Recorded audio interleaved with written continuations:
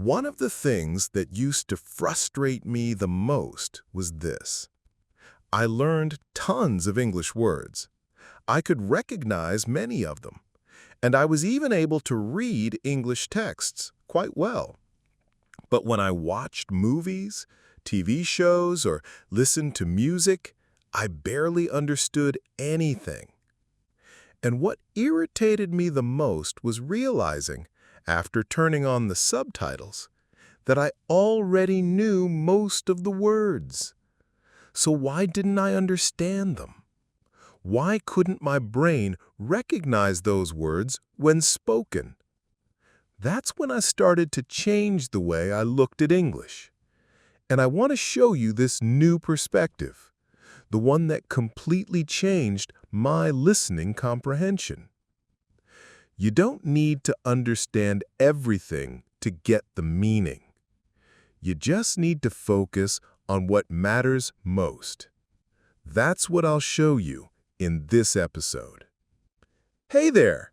Welcome back to Learn English, and it's great to have you here again.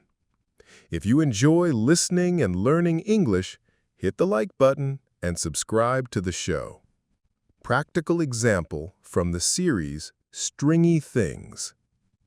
I've selected a short scene from a show called Stringy Things. It's pretty interesting, by the way. Let's pay attention not only to what is said, but how it is said. You'll notice that the real spoken English sounds nothing like the textbook version.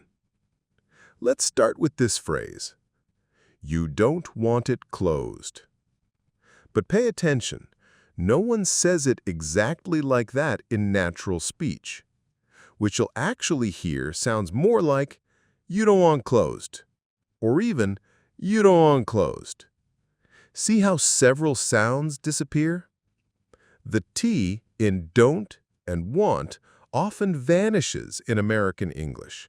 That's super common. And it gets glued in there, becoming almost invisible, like wit. So what really matters here? The keyword, closed. That word alone, plus the visual context, he's holding the door, gives you enough information to understand the message. It's not always about what you hear. It's about what's implied. Another example. Oh, so you can speak.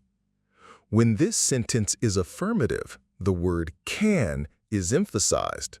Oh, you can speak. If it were negative, as in can't, the intonation and context would be completely different, and the word would be de-emphasized.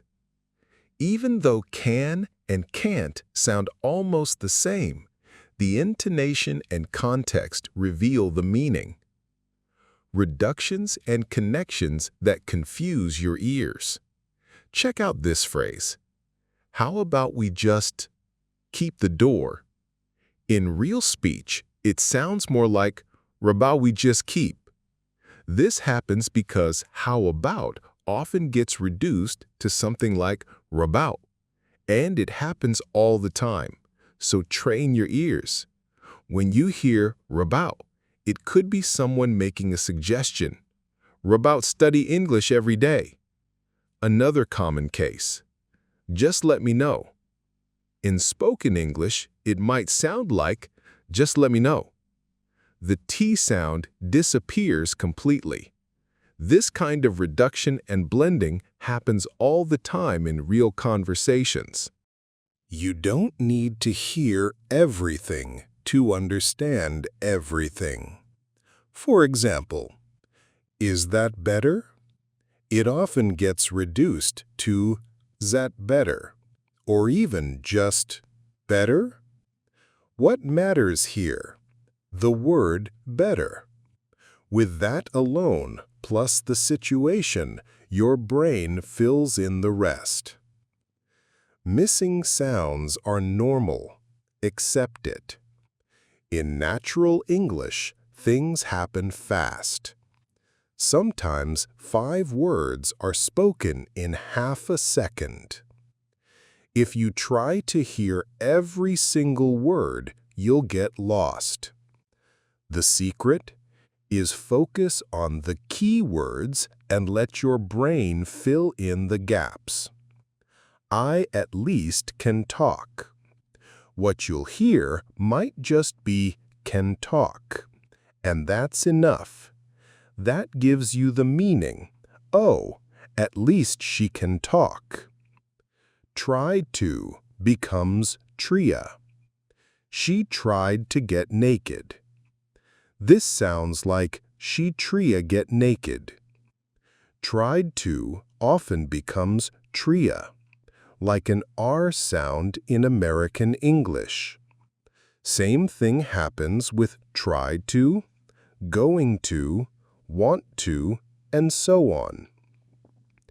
And depending on the context, tria could mean either try or tried.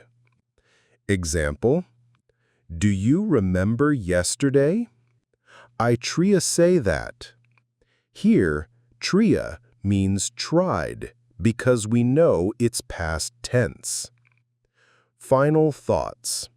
If you've understood this far, you're already way ahead.